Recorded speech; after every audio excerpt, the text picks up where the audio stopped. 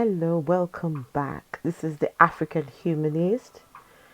You're back again to another session with me, and today we will be talking about Jim Jones in relation to some African pastors, how similar he is to some African pastors. Now, don't forget to like, to share, and to subscribe.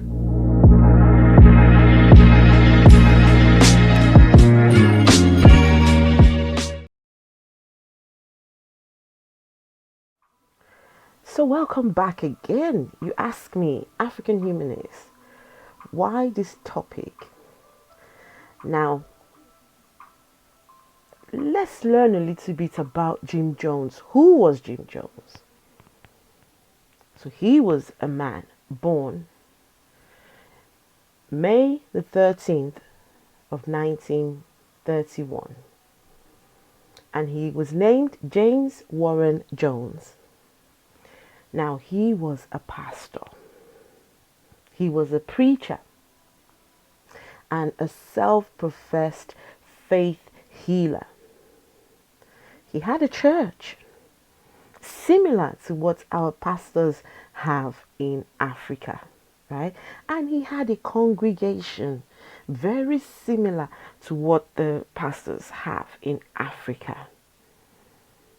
But he became a cult leader.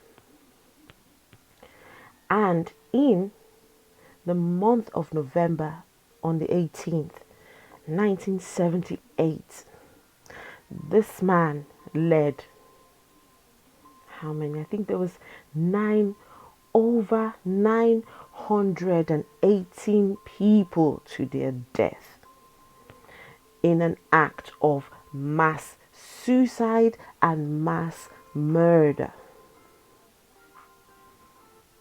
And out of these 918 were 304 children were killed by cyanide poisoned flavor aid. Some people call it the Kool-Aid. So you might hear jokes of people saying, don't drink the Kool-Aid. And what they're trying to say is, trying to relate it to the Jim Jones saga. So when you drink the Kool-Aid, it means that you have bought the lie, hook, line, and sinker. How did this man manage to lead so many people to their deaths? Especially the children. How did it happen? How did he go from church leader to a murderer? And yet a lot of our African pastors are very, very much like Jim Jones. Very much like Jim Jones. And some of the members don't even realize that they are in a cult. I'm hoping that with this video, I'll be able to highlight and point out the similarities between Jim Jones and some of the pastors that we have in Africa. So, number one, Jim Jones, they called him Father. Yes, they called him Father. The members called him Father because they thought he was like their father. And a lot of Nigerian and African pastors, their members called them Daddy. My daddy in the Lord, my papa in the Lord, it's just, yes, they called him Father. Can you imagine that their father led them to their death? So are you here in a church and you are calling your pastor Father? You might just have another Jim Jones as a pastor. Now Jones wants his followers to refer to him and Marcelin as father and mother. Marcelin loved the idea they were a team. They were working together. He pretended he was a family man, but, really that was all a facade. That was all the public persona. Nothing is as it appears. Most people had no idea Jim was not being faithful. He found another long-term companion. Her name was Carolyn Layton. And Carolyn was absolutely enraptured of Jim Jones. The things he was saying and doing mirrored her beliefs. As a young child, I think I first started noticing that when Jim would leave at night and come home in the morning, his not being faithful. It was just wrong. I was mortified, horrified by it. That's what my esteem for him gradually fell apart. Eventually, I remember my mother wanting a divorce. She wanted the kids. And Jim said, "You will die before you take my kids away from me." Another similarities with Jim Jones and some of the African pastors is your life is centered around the church. Jim Jones believed that his members had to be in church all the time. And I remember when I was still in one of the African churches, the pastor said, if you're not in church 3-4 times at least in the week, then you're not close to God. He likened being in church to being close to God. And so when you're not in church, he used to say, if you're not in church, where are you getting your power from? It's like you're being detached from the source when you're not in church. That's what he believed. And even when people went to take on extra shifts for a bit of money, he didn't like that, this pastor. And Jim Jones was very much the same. He wanted the members to constantly be in the church. Even when you're not in church, you're mixing with only people from the church. Even the children were told not to, when they go to school, not to mix with children who were not members of the People's Temple, the church. So, does your life center around your church? If it does, you might just be in a Jim Jones situation. In some churches, they like for the members to even live together.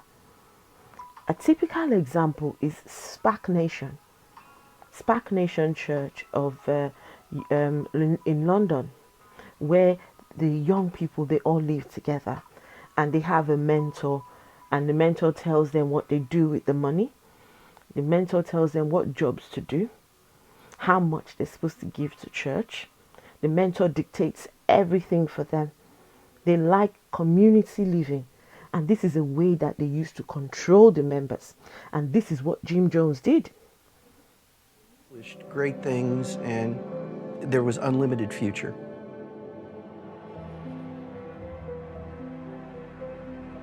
But the lust for power continues to grow.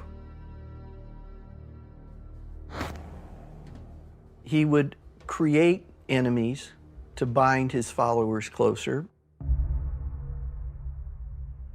The government was out to get us, and it was a conspiracy.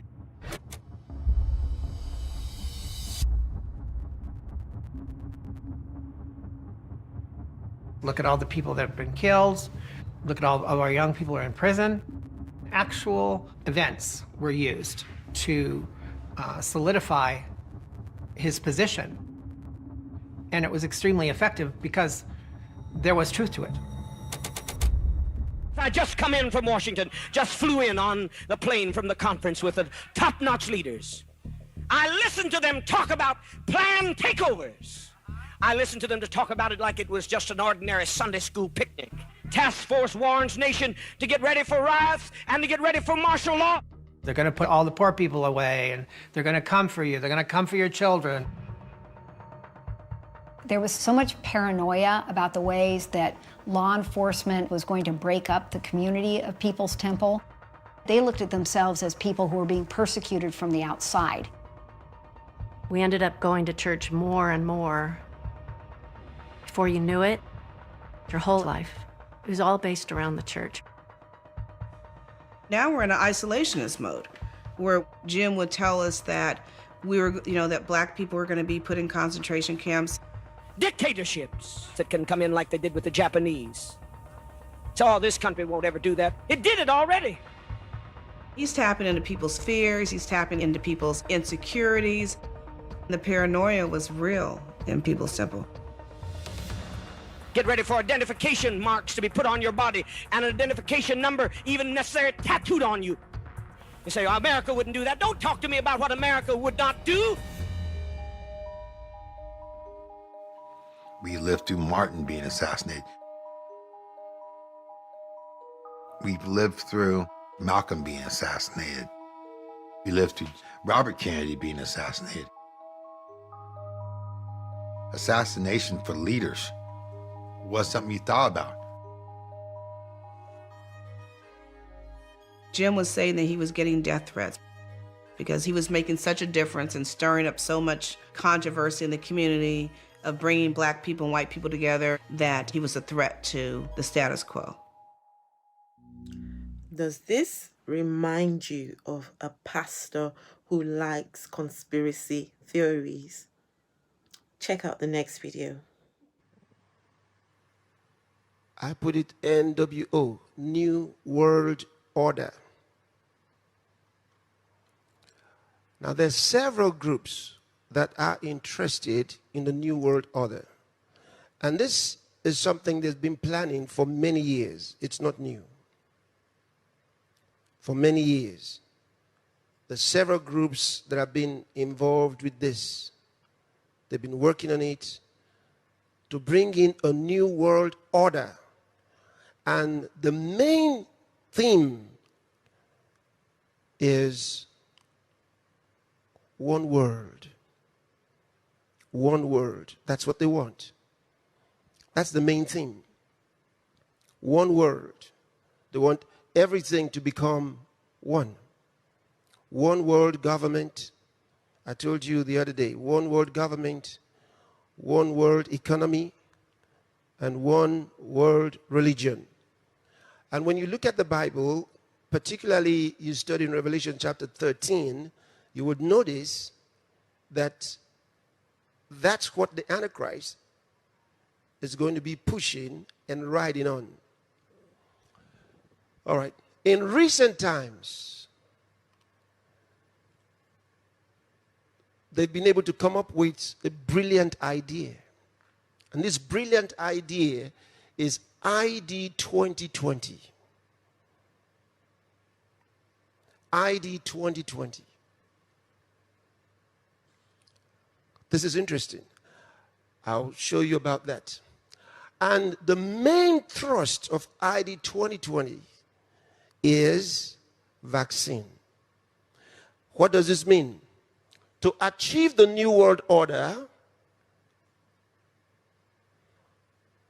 they came up with an idea, ID 2020. There are several groups involved in this. I can mention several of them to you. I probably will. So that you can look them up by yourself. Check these groups up by yourself. They may not, in some cases, except... The members of Jim Jones's church, they were ordinary people. These were ordinary people. Your everyday people that they were looking for a place to call home, a place where they could worship God, a place where they could belong. They were ordinary people just looking for a better life, and they thought that Jim Jones was the one to give it to them. Some of you go to church and you get that feeling. When I'm there, I feel at home. Oh, the people love me. You could just be in another Jim Jones setting and not even know it. So that's what they offer to the members to make them feel like they're at home. One of the biggest mysteries in the Jonestown story is what kind of a leader could order mass suicide and be obeyed? Who was Jim Jones that grown-ups would kill themselves and their children for him? I think there's an opinion that these people that went down there were off. They were a little crazy. They weren't like us. When all they were people who wanted a better life and thought that they were going to get it and worked damn hard to get it. Jim Jones, he dehumanized his members. Dehumanized, demoralized, broke them down. Even things like sex, prohibiting sex with married couple, prohibiting sex, not allowing them to have sex. And he made them work. When they built the Jonestown, some of them were putting in 60, 70 hours a week or more, just working their asses off. A lot of you go to church, you play on the keyboard, sing in the choir, clean up the church. You do all these activities. I remember when I was going to church, we would leave the house at 9 o'clock. And sometimes we not get home until 3, 4 p.m. on a Sunday. We're in church 6, 7 hours, unpaid. By the time we come back, we are so tired. Some of you are in such a situation. You have no time for yourselves or for your families or for your children because you're always inside the church. And don't forget, Jim Jones, he was a pastor too. What's special about Jim Jones and your pastor? Tell me. What is special about him and them? Same thing. The same 10 and 10 pence. So these pastors and Jim Jones, they create a good image of themselves. Some of them are involved in politics. Some of them open a children's home and older people's home. Some of them do good community work. Jim Jones, he took in a lot of black people who were downtrodden, had nowhere to go. They would go on the streets and pick up the homeless people from the streets. Pick them up. Come. Offer them heaven and earth. So is your church doing good work in the community? Putting up a show for people, making themselves look like, oh, but we're doing some good here. Some of your church leaders are involved with politicians. Jim Jones was the same. He was involved with politicians. Politicians started to recognize his good work in the community. So for all you know, you might just be in another Jonestown.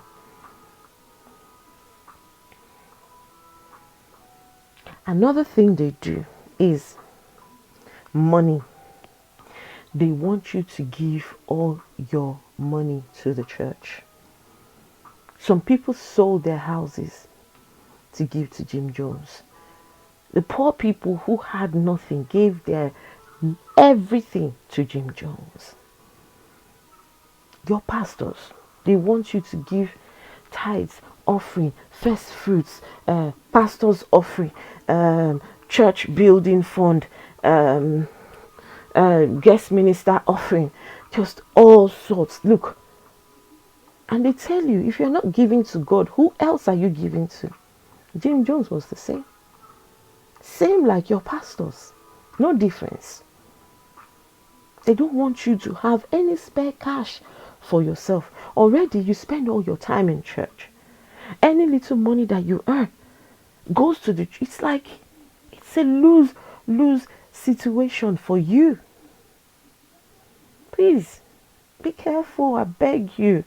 Some of you may need to reassess and walk away from these cults that you call churches. Absolutely.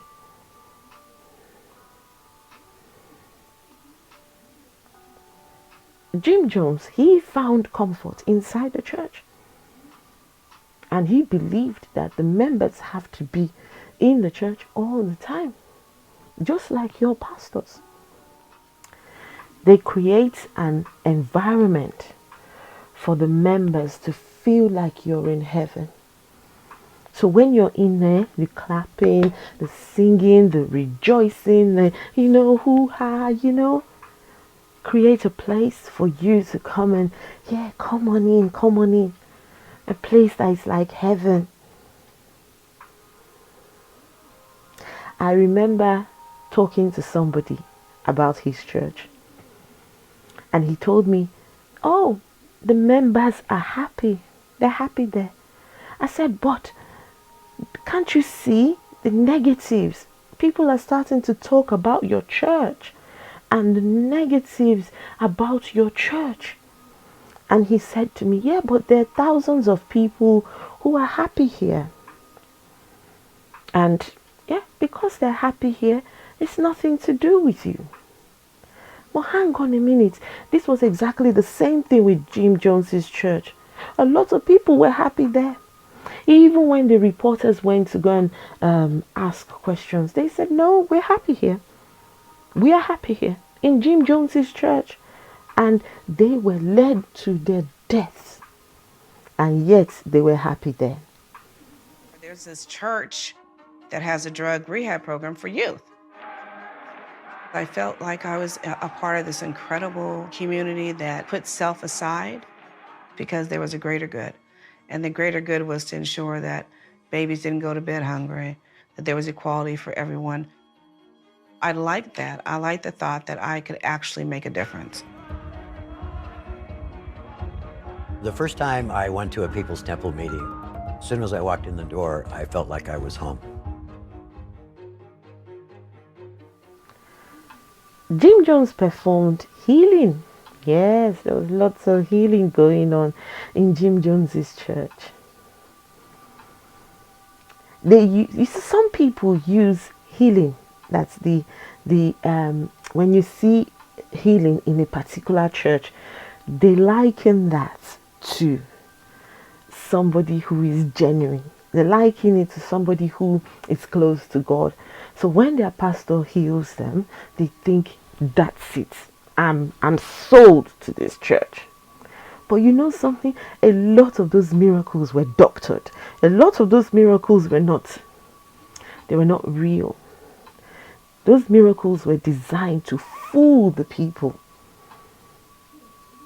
And some people that you see, you think they are healed, they're in on the act. But you don't know. Some of the members, they're in on it. But you have no clue.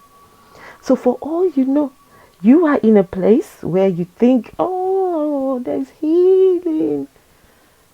But you are in another Jones town. And you don't even know it. Please be careful. During the course of my time at the People's Temple, I witnessed many, many, many healings. Come forth, my dear. Stand up. Take that step. Take that step. Move forward. Move forward.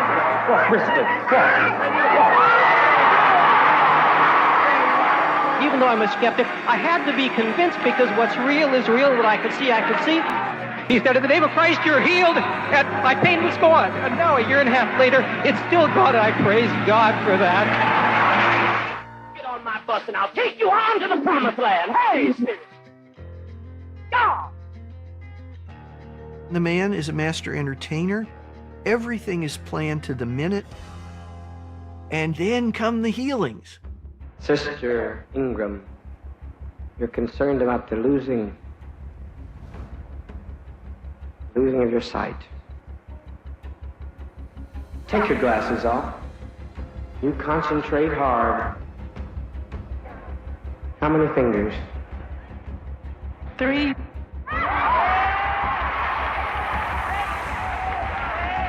You've been feeling pain here in the chest? Yeah. Look at my face. Where's your pain? Don't mean it,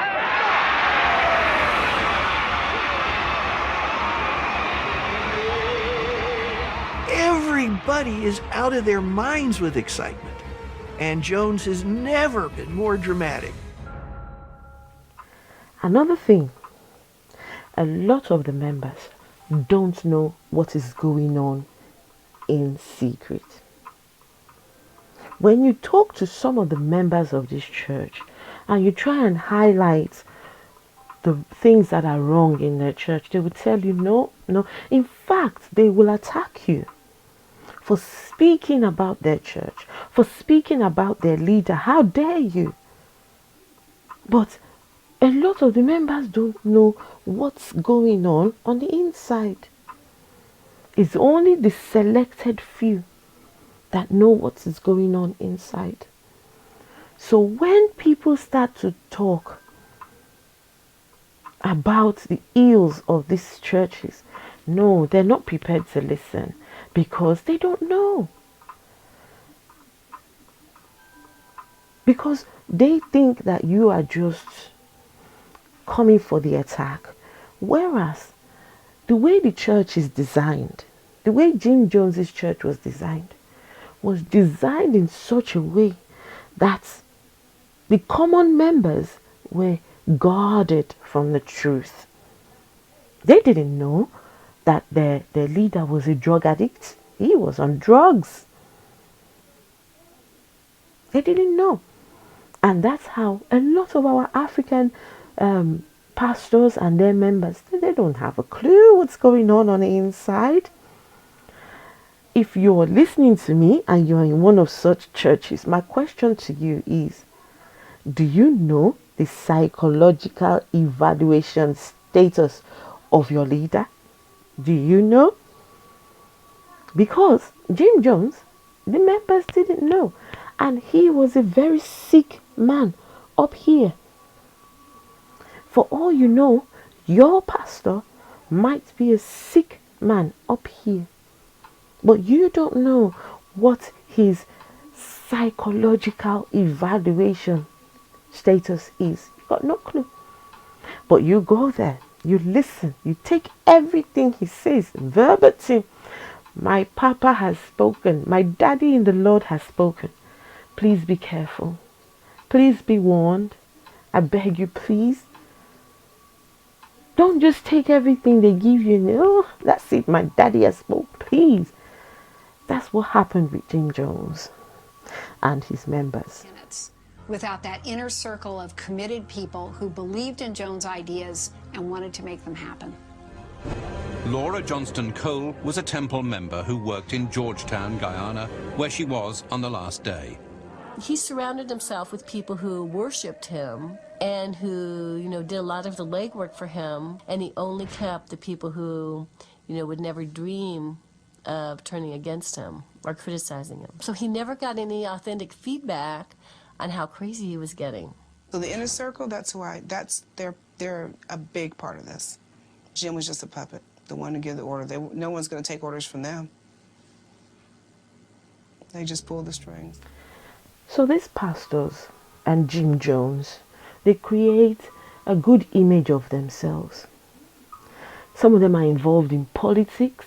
Some of them open a children's home and older people's home. Some of them do good community work. Jim Jones, he took in a lot of black people who were downtrodden, had nowhere to go. They would go on the streets and pick up the homeless people from the streets. Pick them up. Come. Offer them heaven and earth.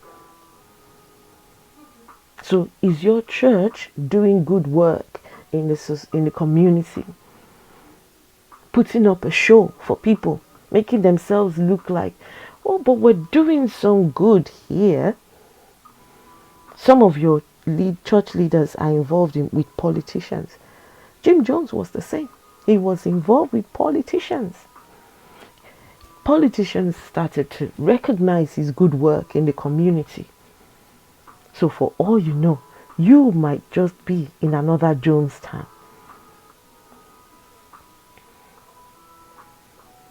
Another thing they do is money. They want you to give all your money to the church. Some people sold their houses to give to Jim Jones. The poor people who had nothing gave their everything to Jim Jones. Your pastors, they want you to give tithes, offering, first fruits, pastor's offering, church building fund, guest minister offering, just all sorts. Look, and they tell you, if you're not giving to God, who else are you giving to? Jim Jones was the same. Same like your pastors. No difference. They don't want you to have any spare cash for yourself. Already you spend all your time in church. Any little money that you earn goes to the church. It's like, it's a lose-lose situation for you. Please, be careful, I beg you. Some of you may need to reassess and walk away from these cults that you call churches. Absolutely.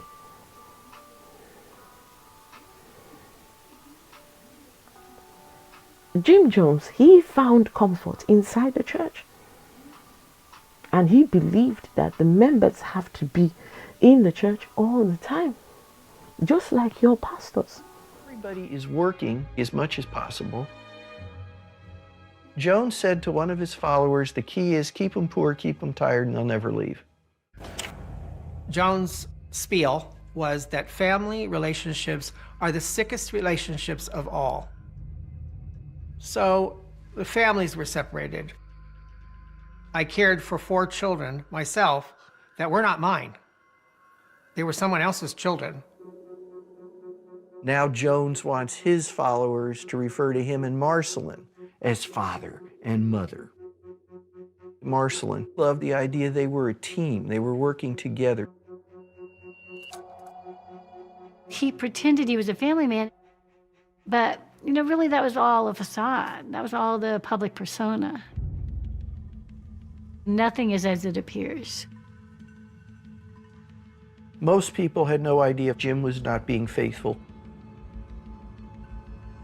He found another long-term companion. Her name was Carolyn Layton. And Carolyn was absolutely enraptured of Jim Jones. The things he was saying and doing mirrored her beliefs. As a young child, I think I first started noticing that when Jim would leave at night and come home in the morning, his not being faithful. It was just wrong. I was mortified, horrified by it. That's what my esteem for him gradually fell apart. Eventually, I remember my mother wanting a divorce. She wanted the kids. And Jim said, "You will die before you take my kids away from me."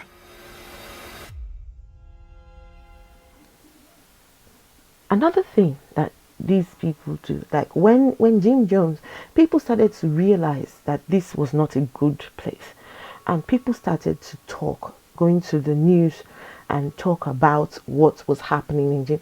And every time the news got out, Jim Jones would say, "Oh, they're just lying, they're just liars, don't mind them, don't listen to them." Every time the press tried to talk about it, they shut them down so that they don't talk about it. They hunt them down. They don't. When the members try to leave, they stop you from leaving. And the ones that finally run away, they threaten them with death, threaten them that they will come and beat them up for leaving. Some of you cannot leave your churches because you fear what will happen to you. Some of you in your churches, when they talk about your church, a typical example is Olukoya of MFM. He has been court cases over 50, I think, allegedly, over 50. Anyone who tries to talk about him, quick, he's in court. Any pastor who tries to take his money, he takes them to court. Tries to shut people up. That is a cult. MFM is a cult. Because people when they leave, they lie. They lie against the people. When they ask, why did such and such person leave? Oh, they stole money. That's why they've left. Yeah, they tell all these lies. Anyways, please be careful out there. And finally, if you find yourself in a place like Jim Jones's Jonestown, please, before you become a statistics, please leave. Do it for yourself and do it for your family. Do it for your loved ones. The 900 and something people who died, till today they're still talking about it. Their families miss them. Their loved ones who tried to get them out missed them so much. And most importantly, those babies that died. I don't want that for you. Don't want that for your family. And that's why I've decided to talk about this. A lot of you are in a Jonestown in your churches, but you don't realize. If you come across this video and you've noticed one or two similarities with your church, stop, think, reassess, and walk away if you must. Okay? So that you don't become one of the people who has to go down, like the 900 and something people who went down with Jim Jones. Some of them went down forcefully. They went down forcefully. They were murdered. Some of them went of their own volition, but a lot of them died forcefully. They put a gun to their head and were made to go to drink the Kool-Aid. Please do not drink the Kool-Aid. Whatever your pastor is offering, do not drink the Kool-Aid. Thank you very much. I'm the African Humanist. I'll be back again soon.